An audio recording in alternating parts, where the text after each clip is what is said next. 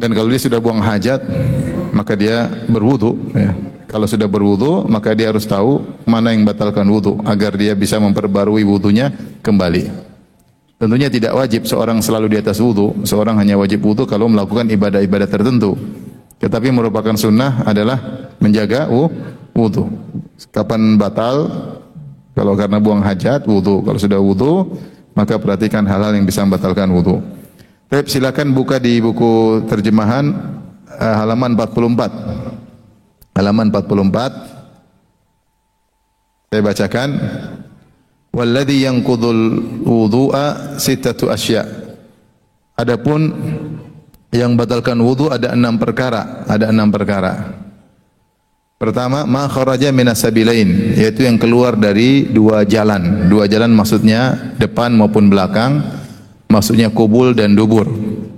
Disebut yang keluar dari dua jalan. Jalan depan kubul yaitu kemaluan, kemudian jalan belakang dubur, bagian belakang. Yang pertama, yang kedua wa naumu ala ghairi hayatil mutamakkin. Tidur dengan selain kondisi mutamakkin. Kondisi mutamakkin yaitu tidur dalam kondisi duduk, Kalau tidur dalam kondisi duduk itu tidak membatalkan wudu. Yang membatalkan wudu kalau tidur dalam kondisi selain duduk, berbaring, bersandar. Ya, adapun mutamakkin itu duduk gini, tidur itu tidak membatalkan wudu. Nanti akan kita jelaskan. Yang ketiga, zawalul aqli bisukr au marad, hilangnya akal karena mabuk atau karena sakit. Yang keempat, lamsul mar'ati al ajnabiyyati min ghairi ha'il, menyentuh wanita yang ajnabiyah. Ajnabiyah itu yang bisa dinikahi, ya, wanita yang bukan mahram tanpa ada penghalang. Ini yang keempat. Yang kelima, wa massu farjil adami bi batinil kaffi. Yang kelima, menyentuh kemaluan manusia dengan telapak tangan. Batinul kaffi itu ini telapak tangan. Bukan belakang, kalau belakang enggak. Itu zahirul kaffi, ini batinul kaffi. Wa massu halaqati duburihi alal jadid. Demikian juga pendapat yang keenam adalah menyentuh bukan cuma dubur tapi kelingkaran dubur, ya, juga membatalkan wudu menurut pendapat Imam Syafi'i yang terbaru. Pendapat Imam Syafi'i yang terbaru.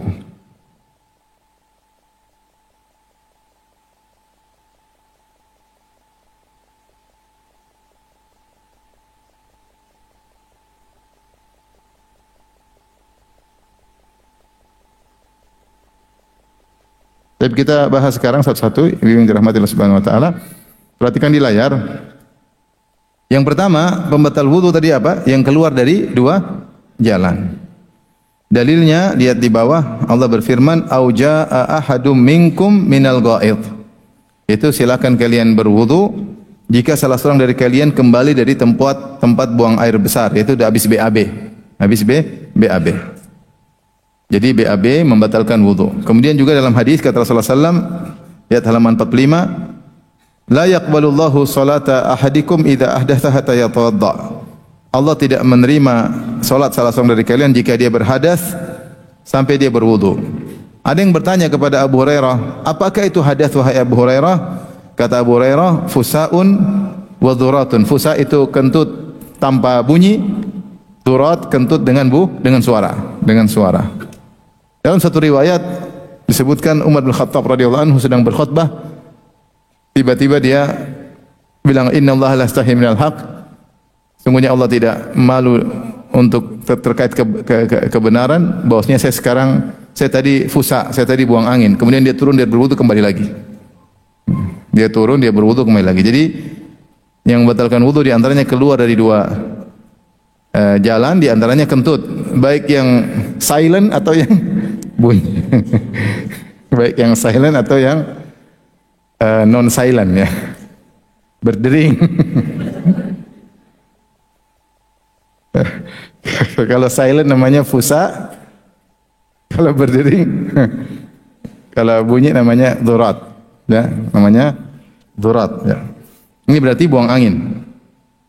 Di antaranya juga kencing ya, dalam hadis Safwan bin Asal radhiyallahu anhu dia mengatakan amarna Nabi sallallahu alaihi wasallam alla nanza'a khifafana salasata ayamin wa layaliha ya, bahwasanya kalau kita sedang safar maka Rasulullah sallallahu menyuruh kami untuk tidak melepaskan khuf kami selama 3 hari 3 malam illa min janabah, kecuali kalau hadas besar junub maka harus lepas khuf, illa min ghaitin wa baulin wa naumin, kecuali ya kalau hanya sekedar hadasnya hadas kecil seperti tidur, buang air besar, buang air kecil, maka tidak harus lepas khuf. Karena kalau seorang pakai khuf dia berwudu dipakai khuf. Sudah pernah kita bahas kan? Belum ya? Sudah kan ya? Jadi intinya hadis itu Safwan bin Asal menunjukkan bahwasanya di antara pembatal wudu adalah tidur dan buang air kecil. Tapi yang dimaksud di sini adalah buang air kecil yang masuk dalam yang keluar dari 2 jalan. Jadi yang keluar dari 2 jalan apa aja Ibu?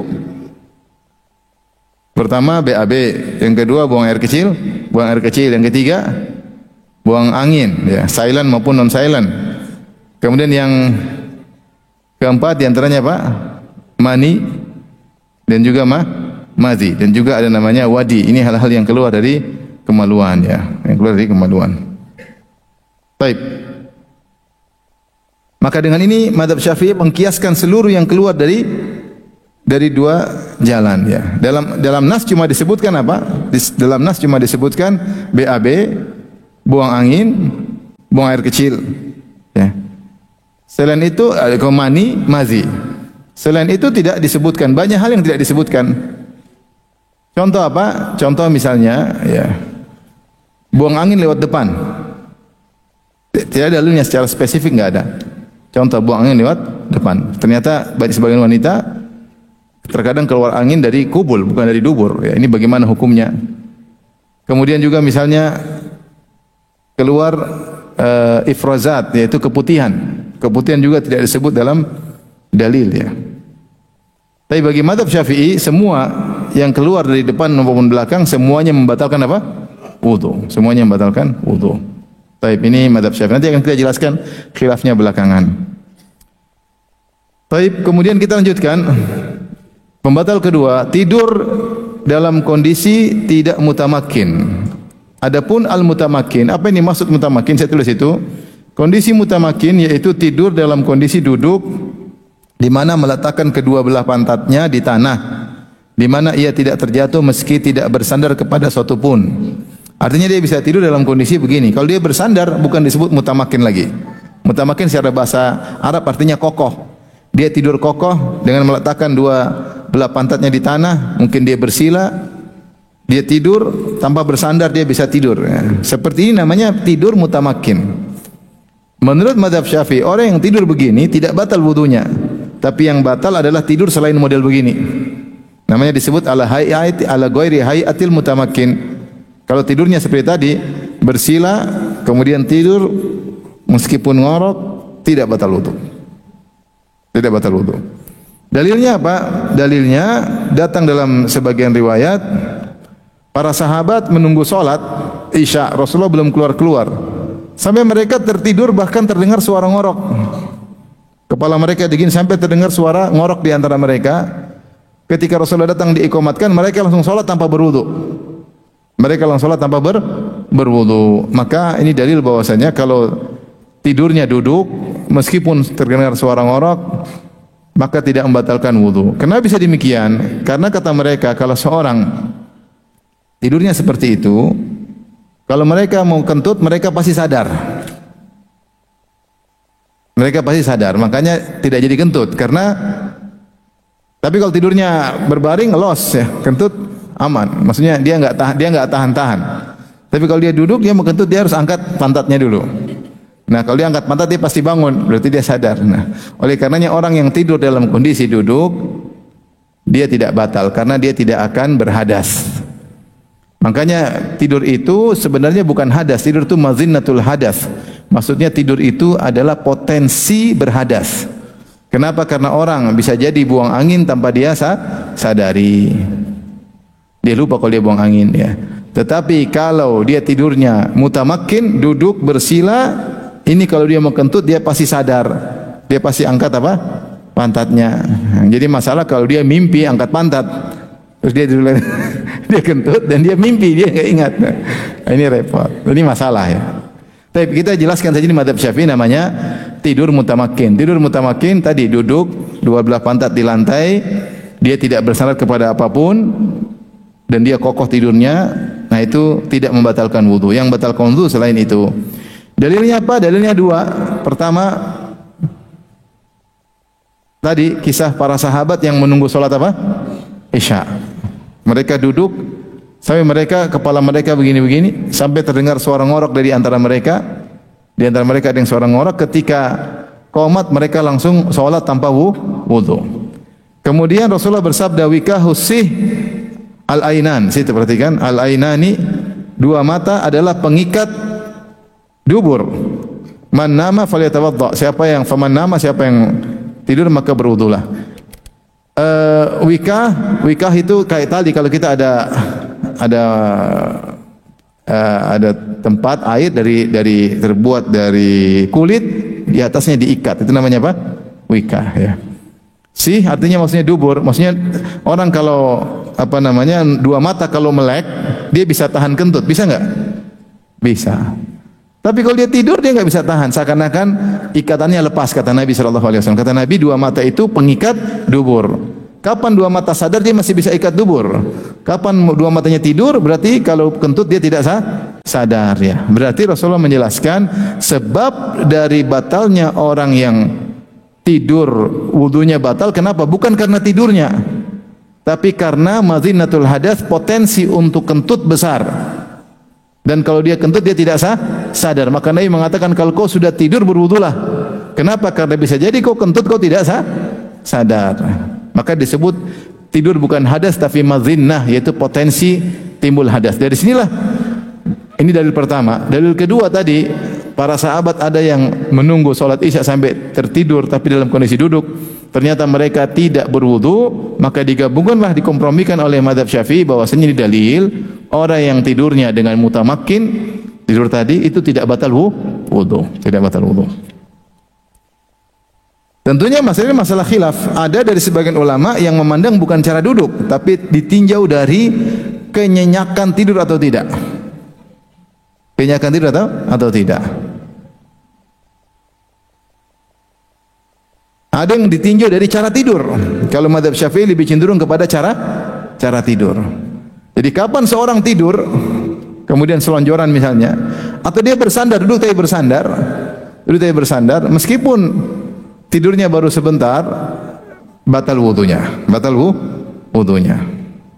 Ini sisi ditinjau dari cara tidur. Sebagian ulama memandang dengan sifat tidurnya, mustagrik, tenggelam, nyenyak atau tidak. Sehingga mereka mengatakan kalau sudah nyenyak meskipun duduk batal. Tidur sudah ngelamun, sudah sampai kemana-mana, dalam mimpi sudah makan sate, dalam mimpi sudah ke sana, terus sudah main kemana, ke Madinah, ke Mekah, 2 jam tidur bangun, tidak batal. Kenapa tidurnya apa duduk? Jadi ada khilaf dengan para ulama, tapi intinya kalau seorang tidur belum tidur nyenyak, misalnya dia tidur ayam-ayam kata orang, meskipun tidur gini, terus tahu-tahu dia pegang penanya jatuh, dia kebangun, itu berarti dia belum tidur pulas. Kenapa? Kalau dia pena jatuh dia sadar, dia kemungkinan kalau buang angin pun dia sadar ya. Jadi kalau tidurnya sudah pulas, nah itu baru meskipun duduk lebih baik dia berwudu. Ini sepakat, lebih baik dia berwudu. Masalah batal dengan batal khilaf, tapi lebih baik dia berwudu. Disebutkan ada seorang ulama berfatwa kalau tidurnya duduk tidak batal. Suatu hari dia pergi salat Jumat. Di depan dia ada orang duduknya tadi bersila gini. Suatu orang itu kentut, sambil duduk bisa kentut. Terus dia bangunkan, Pak, Anda tadi batal mau qomat wudu. Kata dia, kamu yang kentut bukan saya. Habis itu dia fikihnya berubah. Maka dia bilang masalah batal wudu atau tidak ketika tidur bukan dari posisi tidur, tapi dari sifat tidurnya. Kalau nyenyak, sudah mimpi kemana-mana, anggap saja batal. Paham Ibu?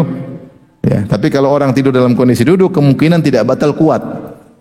Karena yang biasa kalau sudah duduk mau buang angin agak susah, dia harus angkat kanan atau angkat kiri atau angkat dua-duanya sekaligus ya. Baik. Ini adalah yang kedua, pembatal wudu. Berikutnya pembatal wudu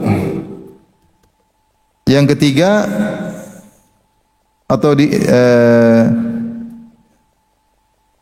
yang ketiga adalah tadi apa yang ketiga? Hilang kesadaran ini.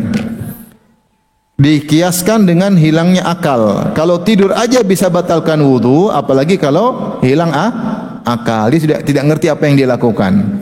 Ya. Bahkan hilang akal lebih parah daripada tidur. Dan sebabnya banyak. Hilang akal itu banyak. Hilang akal sebabnya diantaranya karena mabuk, mabuk. Di antaranya karena sakit. Di antaranya karena gila. Di antaranya karena pingsan.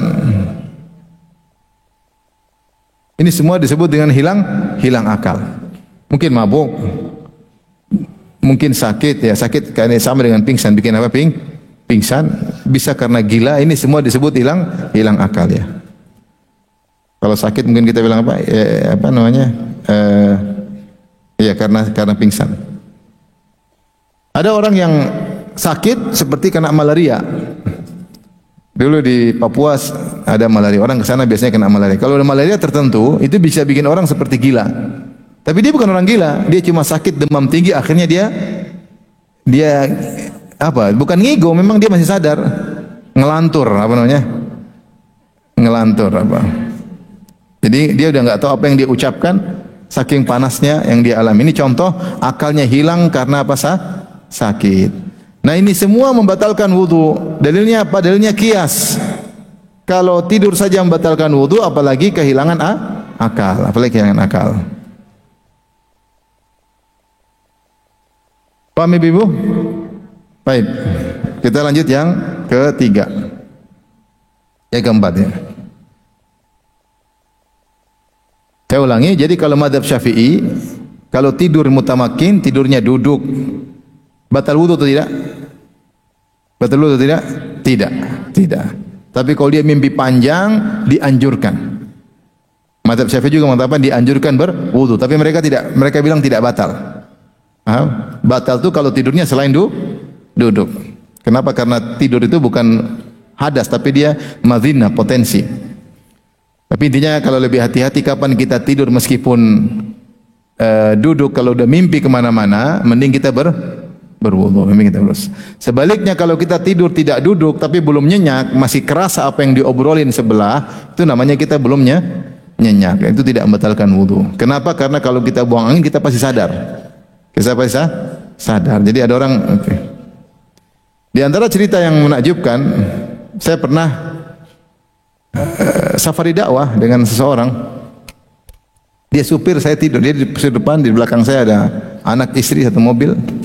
Kita sempat dulu, udah lama sekali, mungkin 20 tahun lalu ya. Jadi jalan dari Jakarta sampai Jawa Timur, sampai Gresik.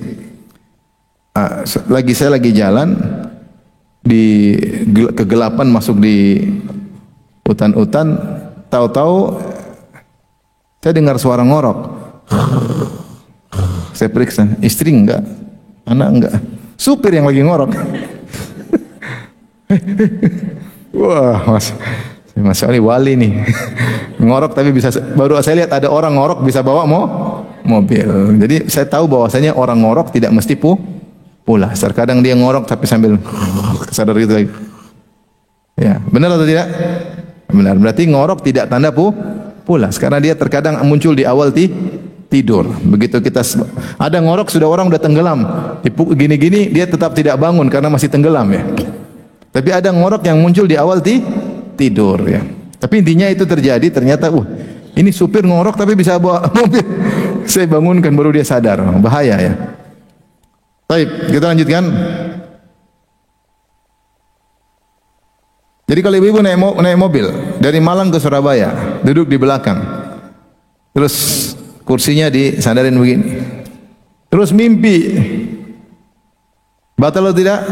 Batal karena tidak duduk begini. Makanya kalau mau batal duduknya begini. Supaya tidak ketiduran. Baik, kalau kursinya disandarin terus tidur tapi masih dengar kanan kiri, batal atau tidak? Tidak, karena belum tidur. Yang keempat, Ibu kita lanjut, menyentuh wanita ajnabiyah. Ajnabiyah maksudnya yang bukan mahram. Yang bukan mahram maksudnya yang bisa dinikahi tanpa ada penghalang. Tanpa ada penghalang. Menurut mazhab Syafi'i mutlak, kalau seorang laki-laki menyentuh wanita yang bukan mahramnya dan wanita tersebut artinya bisa menimbulkan syahwat. Misalnya anak perempuan umur SMP meskipun atau 6 SD meskipun dia belum balik. Tapi seorang bisa bersyahwat dengan anak umur kelas 6 SD, bisa atau tidak? Bisa. Apalagi sekarang anak cepat-cepat besar ya. Jadi seperti ini kalau tersentuh batal otomatis. Dengan syahwat atau tanpa syahwat. Menurut mazhab Syafi'i mutlak, kapan lelaki kesentuh perempuan meskipun tanpa syahwat dan perempuan tersebut adalah perempuan ajnabiyah, yaitu bukan mahramnya yang mungkin untuk dia nikahi, meskipun belum balik tapi bisa menimbulkan syahwat, misalnya anak SMP, anak kelas 6 SD, maka otomatis wudunya batal. Otomatis wudunya apa? Batal. Dan yang batal kedua belah pihak, yang menyentuh maupun tersentuh. Jadi kalau seorang laki-laki nggak sengaja kesentuh wanita, nggak sengaja, nggak ada syahwat, nggak ada apa-apa, kesentuh langsung batal. Sang laki batal, sang wanita juga batal. Itu wanita yang mungkin untuk dia nikahi, apalagi yang sudah dia nikahi, apalagi istrinya, maka batal. Jadi aturannya yang tidak membatalkan hanyalah wanita yang mahram. Dia menyentuh adik perempuannya, dia menyentuh ibunya, dia menyentuh neneknya. Dan mahram tersebut dengan mahram apapun. Apakah dengan nasab, apakah dengan musaharah, apakah dengan persusuan. Nanti kita jelaskan. Baik. Dalilnya apa mazhab Syafi'i? Mazhab Syafi'i berdalil Allah berfirman aulamastumun nisa, kalian berwudu, di antara sebab berwudu adalah aulamastumun nisa, atau kalian menyentuh wanita. Dan dalam sebagian qiraat aulamastumun nisa, wazannya fa'ala. Kalau tadi yang qiraat yang sering kita baca wazannya fa'ala, yufa'ilu mufa'alatan. Ada dalam qiraat yang lain lamasa, wazannya masdarnya lamsun, menyentuh. Dan berdasarkan bahasa ini, qiraat ini, maka menyentuh, sekedar menyentuh membatalkan wudu. Paham Ibu? Sekarang saya jelaskan mazhab Syafi'i. Mazhab Syafi'i menyentuh, sekedar menyentuh batal atau tidak? Batal. Harus syahwat atau tidak? Tidak ada syarat. Pokoknya nyentuh, syahwat, sengaja enggak sengaja, pokoknya kesentuh laki-laki dengan perempuan batalkan wudu. Jika wanita yang disentuh bukan mahram. Dan wanita tersebut mungkin untuk menimbulkan syahwat. Beda kalau anak kecil enggak. Anak kecil 3 tahun, 4 tahun, 5 tahun enggak. Tapi kalau sudah mulai besar, mulai 8 tahun, 7 tahun, 6 tahun, ini bisa menimbulkan apa? Syahwat. Maka ini juga membatalkan wudu. Kalau yang wanita yang bisa menimbulkan syahwat saja membatalkan wudu, apalagi istrinya sendiri. Maka membatalkan wudu. Tidak membatalkan wudu kalau wanita tersebut mahramnya. Paham? Mahram ini ada khilaf, tetapi pendapat yang lebih kuat menurut mazhab Syafi'i disyaratkan bukan mahram. Kalau mahram tidak batalkan wudu. Mahram itu yang dilarang untuk dinikahi ada 3 sebabnya. Ngerti enggak Ibu-ibu? Di antaranya karena nasab, yang kedua karena pernikahan, yang ketiga karena persusuan. Karena nasab maksudnya sedarah, dulur sedarah. Misalnya ibu kita, adik perempuan kita, bibi kita, khalah kita, tante kita, ammah kita. Ini semua adalah mahram karena nasab. Ponakan kita, cucu kita, saudari sebapak, saudari kandung, saudari sebapak, saudari seibu, ini semua mahram karena nasab. Sepupu bukan, sentuh sepupu batal. Karena sepupu bukan mahram. Yang kedua, mahram karena pernikahan. Mahram karena pernikahan misalnya ibu mertua. Ibu mertua, mantu perempuan, itu semua mahram. Bahkan ibu mertua, kalau kita sudah ceraikan istri kita, ini ibu mertua tetap mahram kita, abadi selama-lamanya. Abadi selama-lamanya. Maka ini namanya mahram karena pernikahan. Dan itu banyak, misalnya tadi ibu mertua, kemudian mantu, ya. Nenek dari istri sama juga itu mahram, ya. Ini namanya mahram karena pernikahan. Mahram karena persusuan, ya, karena misalnya ada hubungan susuan kita dengan dia. Kita dan dia sama-sama menyusu pada seorang wanita, maka dia adalah susuan kita. Seperti ini kalau kita sentuh tidak membatalkan wudu. Faham mazhab Syafi'i? Sekarang saya tanya ibu, kalau kita tawaf kesentuh laki-laki yang bukan mahram, batal atau tidak? Batal atau tidak? Batal. Tidak sengaja loh, batal atau tidak? Tetap batal. Meskipun tidak sengaja. Ini mazhab apa? Mazhab Syafi'i. Yang penting kita paham dulu. Nanti kan saya lanjut lagi, kisah akan bahas. Paham sampai sini? Baik, yang berikutnya, yang pembatal kelima, menyentuh kemaluan manusia dengan telapak tangan. Menyentuh kemaluan manusia dengan telapak tangan. Artinya kalau kita, meskipun kemaluan sendiri atau kemaluan orang lain. Kalau nyentuhnya begini, enggak. Ini misalnya kemaluan kita sentuh. Misalnya gatal kita garuk dengan begini, maka tidak membatalkan. Batalkan kalau begini. Kalau begini. Ya. Ini kalau kemaluan sendiri, kalau kemaluan orang jelas sentuh. Tapi kalau kemaluan sendiri kita nyentuh begini tidak batal. Kalau begini baru batal.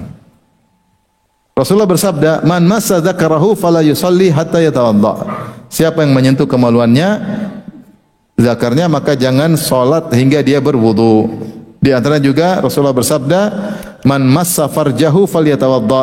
Siapa yang menyentuh farjinya, maka dia hendaknya berwudu. Dan ini farji mencakup lelaki maupun wanita dan mencakup kubul maupun dubur. Siapa yang menyentuh dubur itu termasuk farji, maka batal wudunya. Nah, lebih daripada dubur saja, bahkan mazhab Imam Syafi'i halaqatud dubur. Kita tahu dubur itu yang di tempat buang kotoran itu, terus sampingnya ada lingkarannya. Jangankan duburnya, lingkaran dubur pun membatalkan apa? Wudu. Ini menurut pendapat mazhab Syafi'i yang jadid. Mazhab Syafi'i ada yang disebut qaul qadim, ada yang disebut qaul jadid.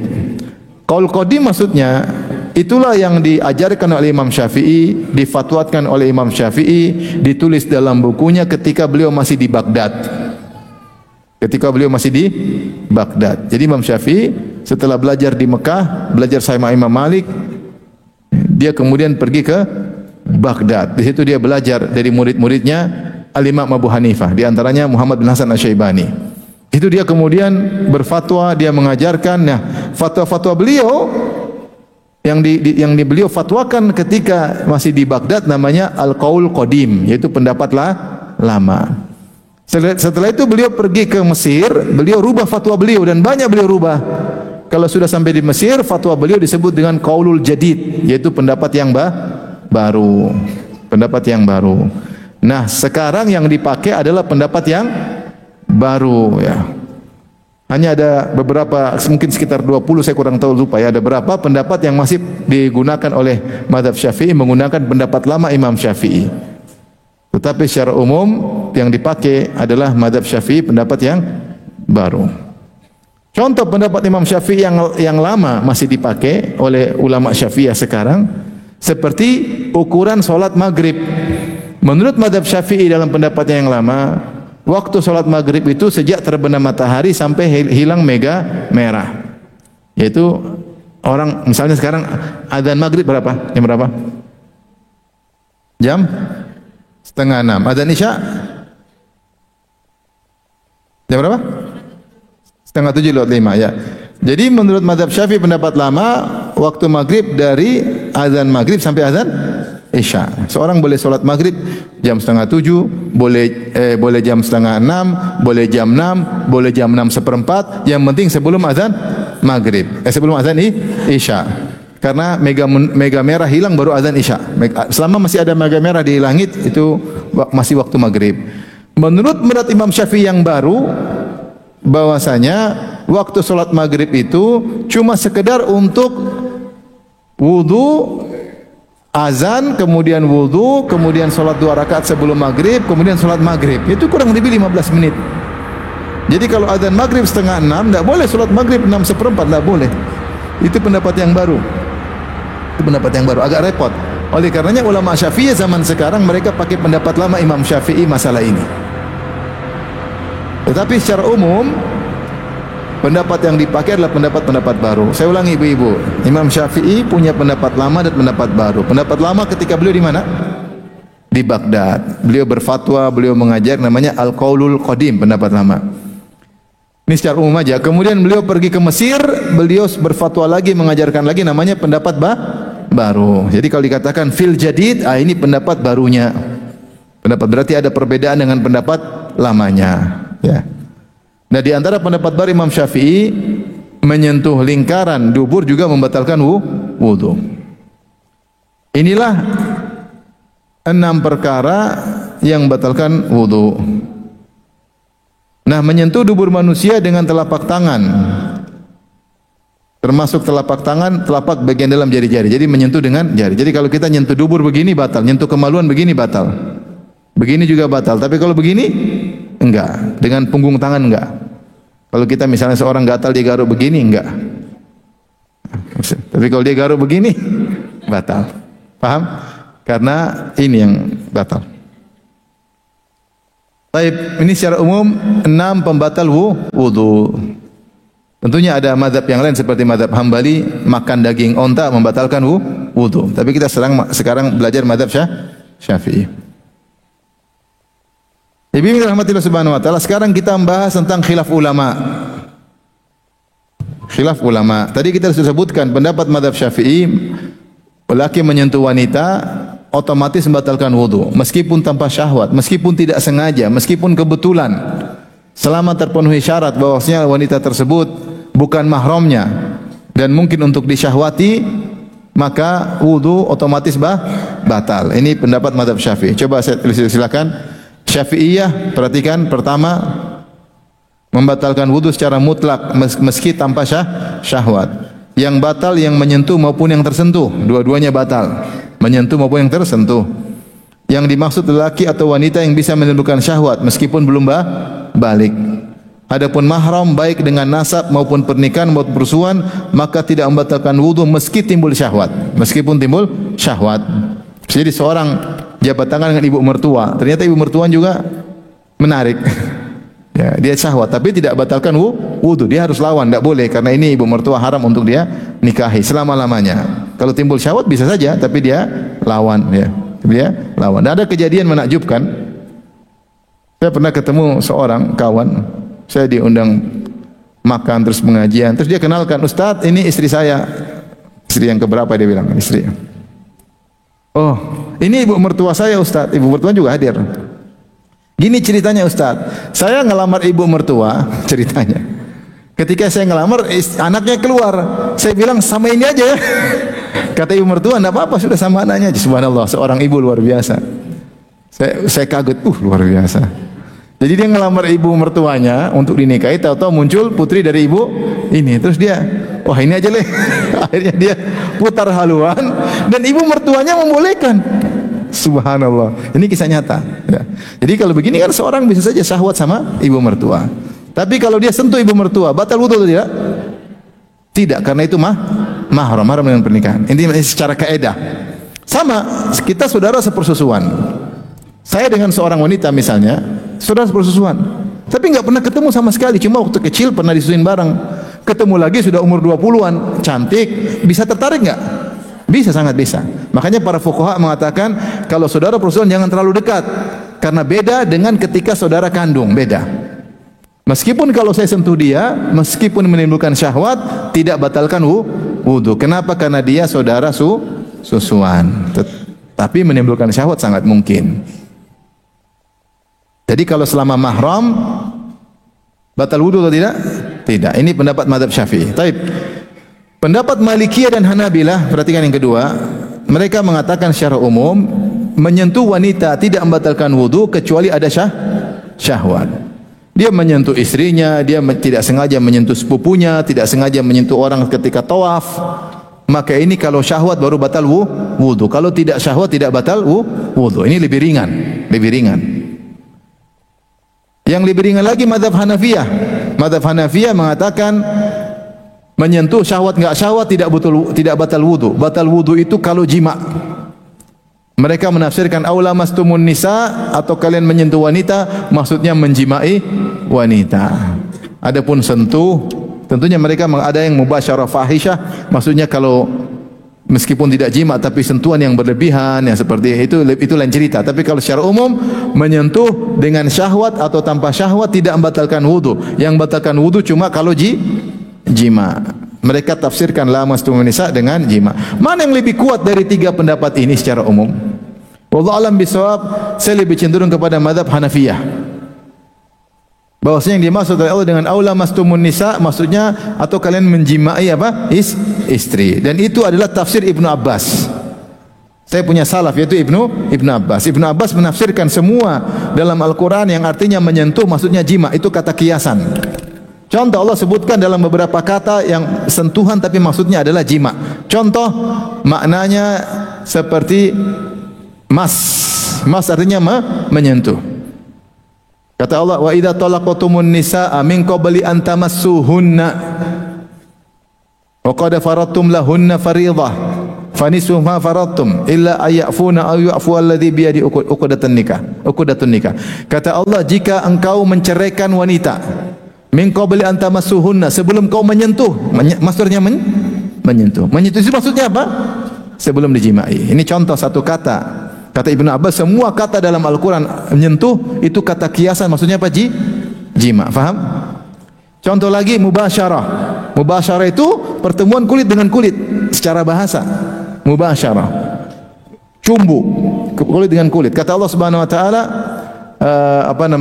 wala tubashiruhunna wa antum aakifuna fil masajid. Janganlah kalian menyentuh istri kalian sementara kalian sedang iktikaf di masjid. Yang dimaksud adalah jangan kalian menjimai istri kalian sementara kalian sedang beriktikaf. Siapa yang iktikaf pulang ke rumah jima, iktikafnya batal. Adapun kalau dia pulang ke rumah cuma untuk makan, buang hajat, balik lagi, kalau memang masjid tidak menyediakan, zaman dahulu di masjid kan tidak ada maksudnya apa yang disediakan, maka boleh seorang keluar ke rumahnya untuk keperluan kesehariannya lalu balik lagi, itu iktikafnya tidak batal. Mungkin dia datang ke rumah, dia sentuh istrinya, mungkin dia cium istrinya, dia balik enggak batal. Tapi kalau dia hubungan sama istrinya, iktikafnya batal. Di sini Allah menggunakan lafal mubasyarah. Janganlah kalian menyentuhkan kulit kalian dengan kulit istri kalian kalau kalian sedang iktikaf. Apa yang dimaksud dengan menyentuh di situ? Jima. Nah, sama dengan aula mastumun nisa. Aula mastumun nisa atau kalian menyentuh wanita, kata Ibnu Abbas maksudnya adalah apa? Jima. Paham? Baik. Adapun mazhab Syafi'i, mereka juga berdalil karena tafsir Ibnu Abbas bertentangan dengan konsekuensi lughah, konsekuensi bahasa. Kenapa? Karena lamas dalam bahasa Arab artinya menyentuh. Meskipun ada tambahan, ada kalimat huruf alif lamas, tetapi dalam qiraah yang lain lamas itu lams, sentuh. Makanya dalam qiraah, perhatikan sini, dalam qiraah disebut lamas bukan lamas. Lamas mungkin ada menunjukkan jima, tapi kalau lams menyentuh. Yang kedua, Rasulullah nahaan bai'il mulamasah. Bai'il mulamasah itu megang aja, megang saya beli tanpa mungkin diperhatikan, itu mulamasah. Mulamasah maknanya sentuh. Kemudian juga Rasulullah bersabda wal yad tazni wa zinaha lamsu. Kata Nabi, tangan juga bisa berzina dan zinanya adalah menyentuh. Dari sini mazhab Syafi'i mengatakan sekadar menyentuh membatalkan wudu. Mana yang lebih kuat di antara kedua pendapat ini? Yang satu berpendapat dengan tafsir sahabat, yang satu berpendapat dengan konsekuensi bahasa. Nah, ternyata hadis-hadis mendukung pendapat pertama. Di antaranya dalam hadis Rasulullah sallallahu alaihi wasallam ketika salat di malam hari, dan situ rumah Nabi sempit, maka karena space tidak ada, Aisyah di depan Nabi.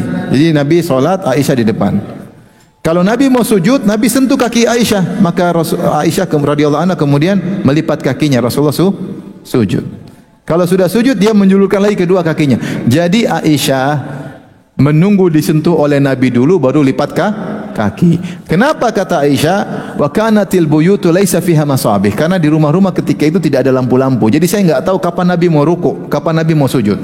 Saya hanya tahu Nabi mau sujud kalau Nabi sentuh. Fahamin, Nabi sentuh dan Nabi lanjutkan salat. Yang disentuh istrinya. Boleh dinikahi enggak? Sudah dinikahi malah. Kalau madhab Syafi'i batal. Nah, ternyata tidak batal, Rasulullah lanjutkan salat. Nah, madhab Syafi'i bagaimana menyikapi hadis ini? Kata mereka, itu Rasulullah sentuh dengan penghalang, dengan kain.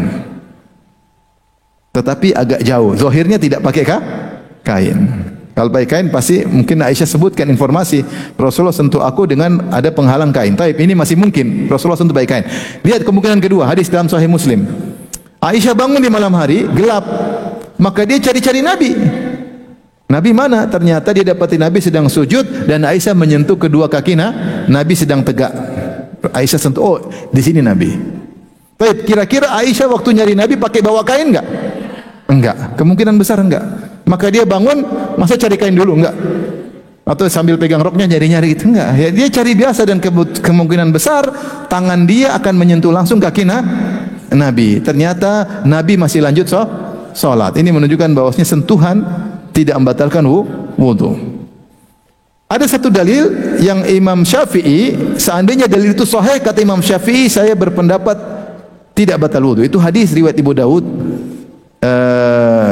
Hadisnya kana Nabi sallallahu alaihi wasallam yuqabbilu ba'dha nisa'ihi wa yadhhabu wa yusalli wa la yatawadda. Nabi mencium sebagian istrinya, ini hadis Aisyah. Ditanya siapa itu istrinya, maksudnya Aisyah sendiri. Jadi Rasulullah kebiasaan dia kalau mau ke masjid, dia cium dulu Aisyah, cium di bibir. Kemudian dia lanjut, setelah itu dia pergi ke masjid. Dan dia cium di bibir dengan syahwat, yang namanya sayang. Cium, kemudian Rasulullah tidak wudu langsung sholat jadi imam. Ini hadis, kata Imam Syafi'i, kalau dia sahih, saya berpendapat dengan hadis ini. Kemudian Al-Baihaqi juga mengatakan kalau sahih, Imam Syafi'i berpendapat dengan hadis ini. Namun menurut Imam Syafi'i hadis tidak sahih. Ternyata kemudian dibahas oleh para ulama dan ternyata banyak ulama yang mensahihkan hadis ini. Banyak ulama yang mensahihkan hadis ini. Jadi ulama-ulama besar ya. Di antaranya ulama sekarang seperti Ahmad Syakir. Tapi intinya kalau hadis ini sahih selesai. Bahwasanya dia adalah nas pemutus dalam perselisihan. Karena Nabi mencium Aisyah dan ciumannya kemungkinan besar dengan apa syahwat, kemudian dia pergi ke masjid dan hadis ini yang benar, hadisnya sahih. Tapi intinya Allah alam bisawab, kalaupun hadis ini dhaif, kita masih ada hadis yang lain tadi. Aisyah ketika bangun tidur kemudian apa? Cari kaki Nabi. Kemudian dia sentuh, kemungkinan besar dia sentuh tanpa memegang apa? Kain. Ya. Dan ada tafsir dari Ibnu Abbas bahwasanya yang dimaksud dengan menyentuh adalah jima. Dan ini pendapat madhab apa tadi saya bilang? Madhab Hanafi. Dan ini yang saya sampaikan, fatwanya ini yang saya sampaikan, bahwasanya menyentuh wanita tidak membatalkan wudu. Ini pendapat lebih ringan, lebih ringan. Adapun pendapat madhab Syafi'i agak susah. Makanya orang kalau tawaf sudah susah.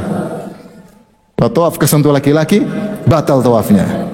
Sentuh laki-laki, batal wudunya. Dan orang di sana kan desak-desakan, apalagi musim haji. Apalagi pakaian ihram laki-laki kan kebuka ininya, kesentuh sangat mungkin. Kakinya kesentuh. Saya pernah tawaf, ini saya cerita saya lagi tawaf. Tahu ada pegangan dari belakang saya gini. Perempuan. Nenek-nenek, ternyata dia bertumpu. Ya, saya madhab Hanafi aman. Saya mau lepas, kasihan dia jatuh. Nah, akhirnya dia tawaf pegang saya, nenek pegang. Dia enggak peduli, mungkin dia juga madhab Hanafi. Emang gue pikirin katanya. Jadi kalau madhab Hanafi lebih apa? Lebih ringan ya. Allah alam bisawab, tapi itulah pendapat perselisihan para ulama. Jadi kalau ada orang sentuh batal ya itu madhab Syafi'i, bukan madhab ini, madhab juga kuat. Cuma kita memilih, dan wallahu alam bisawab, pendapat madhab Hanafi lebih kuat, apalagi kalau hadis saja riwayat Abu Dawud hadisnya sahih. Wallahu alam bisawab. Namun kalau seorang menyentuh lawan jenis dengan syahwat, lebih baik dia wudu lagi, lebih baik. Sebagaimana madhab Maliki dan madhab Hambali. Meskipun yang benar tidak mengapa selama tidak jima. Wallahu alam bisawab. Baik, kita lanjut. Paham ya Ibu? Paham ya? Jadi yang lebih kuat tadi mazhab apa? Mazhab Hanafi. Ini lebih apa lebih kuat. Mazhab Hanafiyah, dan ini sesuai dengan tafsir Ibnu Abbas berdasarkan hadis-hadis yang saya sebutkan, kisah Aisyah radhiyallahu taala anha. Dan ini dalil bahwasanya kalau kita sahihkan hadis Sunan Abi Dawud, Aisyah, bahwasanya sunnah seorang suami sebelum pergi ke masjid cium istrinya. Ya.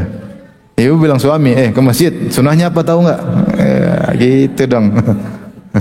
Sunnahnya dicium dulu baru ke masjid. Bukan sunnahnya pegang HP sambil ke masjid. Baik. Maksudnya Rasulullah SAW itu romantis. Maksudnya saya bilang Rasulullah itu romantis. Bahkan terkait dengan ibadah, selama tidak menghalangi ibadah beliau, beliau romantis.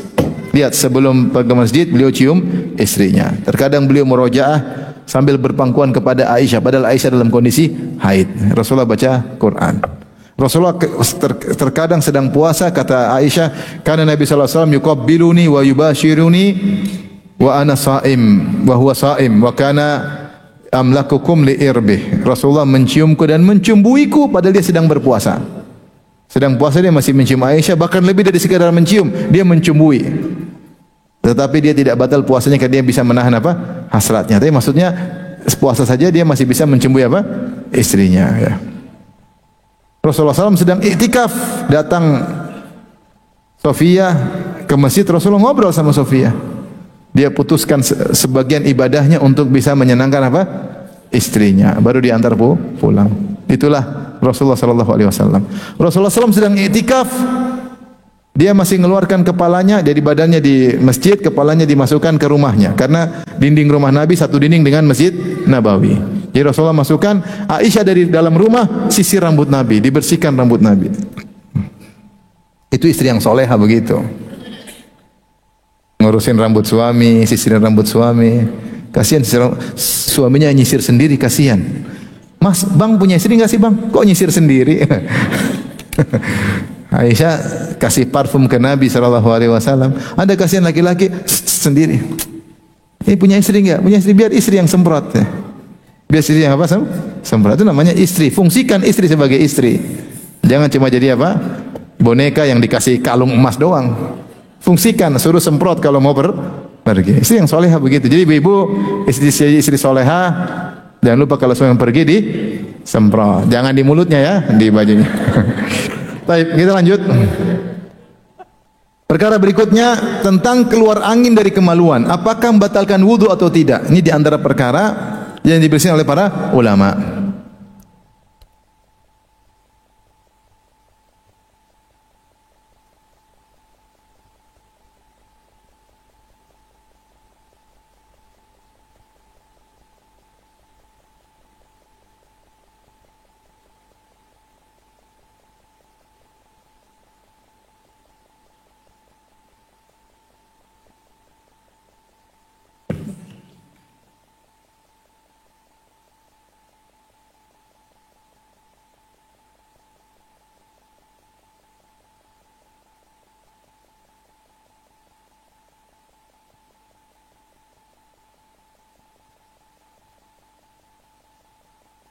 Baik. Sebab khilaf ulama, perhatikan, kita tahu namanya angin biasanya atau kentut itu keluar dari depan atau dari belakang? Dari belakang, dari dubur. Dan itu batalin wudu. Itu kentutnya najis atau tidak Ibu? Enggak lah, kentutnya enggak, kan cuma angin. Kalau kita tangkap enggak najis, enggak. Tapi maksudnya dia keluar dari sumber najis, dia keluar dari sumber najis, ya, sehingga batal wudu. Nah sekarang jika keluar dari depan, dan ini mungkin sering dialami oleh wanita. Kalau laki-laki saya enggak pernah mengalami, tapi kalau perempuan kadang-kadang keluar angin dari depan. Maka ini jadi khilaf di kalangan para ulama, apakah yang dianggap batal wudu adalah semua yang keluar dari sabilain, dan itu keluar dari sabilain, dari depan, kubul dan dubur, ataukah yang dianggap adalah yang biasa keluar, bukan yang jarang. Ini ada khilaf. Makanya ada khilaf dengan para ulama bagaimana kalau keluar dari dubur, kubul, misalnya batu, ada batu, batalin wudu enggak, ya. Kalau mazhab Syafi'i semua yang keluar apapun bentuknya dari depan belakang batalin wudu, meskipun yang jarang keluar, contohnya batu keluar batalin wudu. Kalau sebagian mazhab lain enggak, ini tidak dianggap pembatal wudu karena ini perkara yang jarang terjadi.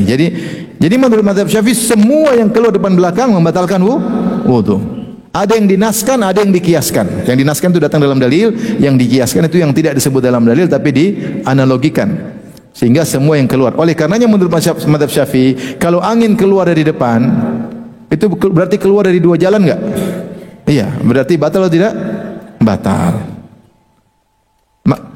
Maka mazhab Syafi'iyah perhatikan membatalkan wudu. Mazhab Hanafiyah dan Malikiyah tidak membatalkan wudu, karena yang membatalkan wudu adalah yang keluar dari sumber najis, yaitu dubur. Allah alam bisawab, saya lebih cenderung kepada pendapat Malikiyah Hanafiyah. Karena untuk mengatakan wudu itu batal butuh nas yang tegas. Dan kita tahu kalau angin jelas fusa wa durat, bahasa Arab fusa durat itu maksudnya buang angin dari belakang, baik silent maupun non silent. Itu yang batal. Adapun kalau dari depan itu bukan kentut, itu angin keluar.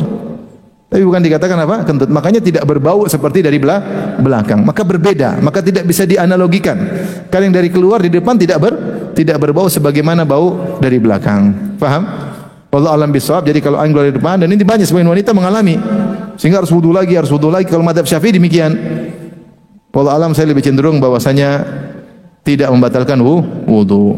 Paham ibu-ibu? Tapi kita lanjut. Khilaf berikutnya tentang keputihan.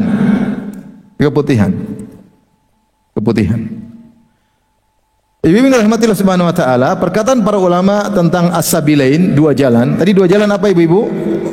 Qubul dan dubur. Itu secara umum.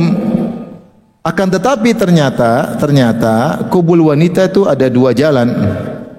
Namun qubul wanita itu ada dua jalan. Ada jalan dari saluran kencing, ada jalan dari saluran rahim.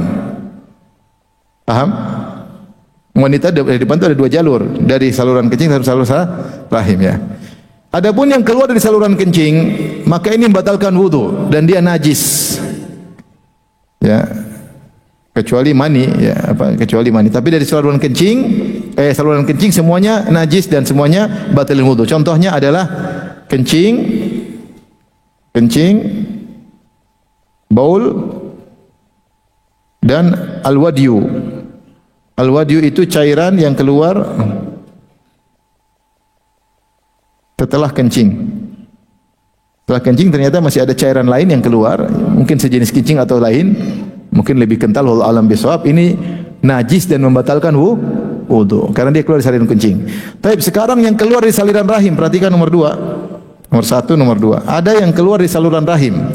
Yang keluar dari saluran rahim ada dua macam. Pertama, keluar karena syahwat. Keluar karena syahwat seperti air mani. Air mani itu wanita keluar mani juga. Misalnya ketika dia orgasme keluar apa? Mani karena syahwat. Maka ini suci tapi harus mandi wajib karena hadas besar. Mazhab Syafi'i mengatakan air mani itu suci, tidak najis. Air mani yang keluar karena ejakulasi laki-laki atau orgasme wanita karena syahwat, maka ini tidak najis tapi dia wajib mandi besar karena dia hadas besar. Adapun kalau yang keluar dari wanita adalah madhi, dia karena syahwat merenungkan hubungan suami istri misalnya, atau kalau lagi bersyahwat keluar cairan yang agak kental tetapi tidak sampai orgasme, tidak ejakulasi, maka ini namanya madhi. Dan madhi ini najis membatalkan wudu, tapi hadas kecil aja. Najis membatalkan wudu. Faham ibu-ibu? Itu namanya madhi. Biasanya di mukaddimat sebelum berhubungan, biasanya wanita atau laki-laki mengalami demikian. Kemudian kalau keluar selain syahwat,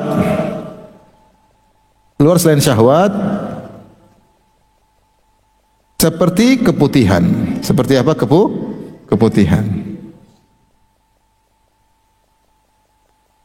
Keputihan itu bukan dari saluran kencing dia, tapi dia di saluran rahim. Maka ini yang kita sedang bahas. Keputihan bagaimana? Jumhur ulama berpendapat keputihan itu membatalkan wudu.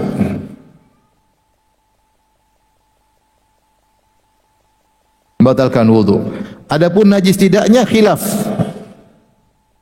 Najis atau tidak khilaf. Ada khilaf. Saya lebih cenderung bahwasanya tidak najis. tetapi membatalkan wudu. Baik. Ibu-ibu, ini kalau kebutuhan keluar sesekali, maka dia wudunya batal. Tetapi kalau keputihannya keluar terus-menerus, tidak berhenti, maka hukumnya seperti darah istihadah. Seperti darah istihadah. Saya ulang. Jika keluar terus-menerus, ini paham sampai sini, Ibu? Ini paham enggak ini? Ibu sekarang paham-paham terus karena enggak ada ujian. Ada ujian lagi enggak? Enggak apa-apa, enggak harus benar semua, Ibu-ibu. Salah semua pun enggak ada masalah. Yang penting murajaah. Karena ilmu bil murajaah. Nanti pertemuan berikutnya ada ujian ya. Meskipun 5 menit, 10 menit salah enggak apa-apa, yang penting kita ingat-ingat masa lalu. Paham? Baik. Jadi keputihan kalau dia keluar hanya sekali-sekali, maka keputihan tersebut ya membatalkan wudu. Tapi kalau dia terus-menerus, maka dialah keputihan yang merupakan uzur, seperti darah istihadah. Maka seorang hanya berwudu ketika masuk waktu salat. Setelah waktu salat dia salat sunnah meskipun keluar tidak batal, karena seperti darah istihadah. Nanti akan ada waktunya kita bahas masalah darah. Paham ya, Ibu? Jadi istihadah batalin wudu enggak? Keputihan batalin wudu enggak? Batalin wudu. Najis atau tidak? Khilaf. Ada yang bilang najis, ada yang bilang tidak. Saya cenderung pada tidak najis. Baik. Di antara yang dipersilakan oleh para ulama adalah yang terakhir kita bahas adalah tentang makan daging onta.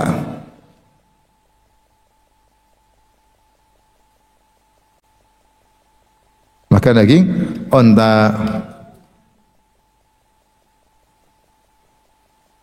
Maka di sini dua pendapat secara umum, pendapat mayoritas ulama, maksudnya 3 mazhab, yaitu Hanafi, Maliki, Syafi'i.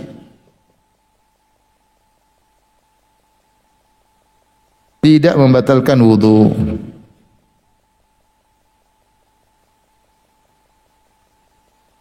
Dalil mereka ya. Dari Jabir bin Abdullah radhiyallahu taala anhu, kana akhirul amrain min Rasulillah sallallahu alaihi wasallam tarkul wudu mimma ghayyaratin nar. Dalam riwayat mimma massatin nar. Dahulu setiap ada makan makanan yang kena bakar api, maka batalin wudu. Kambing kalau dibakar kita makan, wudu batal. Ayam kalau kita bakar kena api kita makan, batalin wudu. Ikan kalau kita bakar kemudian kita makan, batalin wudu. Semua yang kena api kalau dimakan batal wudu. Kemudian Rasulullah rubah hukumnya. Kata Jabir bin Abdullah, perkara terakhir dari Nabi sallallahu alaihi wasallam tarkul kana akhirul amrain min Rasulullah sallallahu alaihi wasallam tarkal wudu mimma ghayyaratin nar, mimma masatin nar. Maka Rasulullah sallallahu alaihi wasallam tidak wudu lagi kalau habis makan makanan yang dipanggang, meskipun makanan tersebut kena api. Kata mereka, hadis ini umum, mencakup onta yang dipanggang. Seandainya tidak umum, maka Rasulullah akan dikatakan semua makanan yang kena api tidak lagi membatalkan wudu kecuali onta. Tapi Rasulullah tidak dikatakan kecuali. Berarti hukum asal makan onta tidak batalin wudu. Ini pendapat 3 mazhab.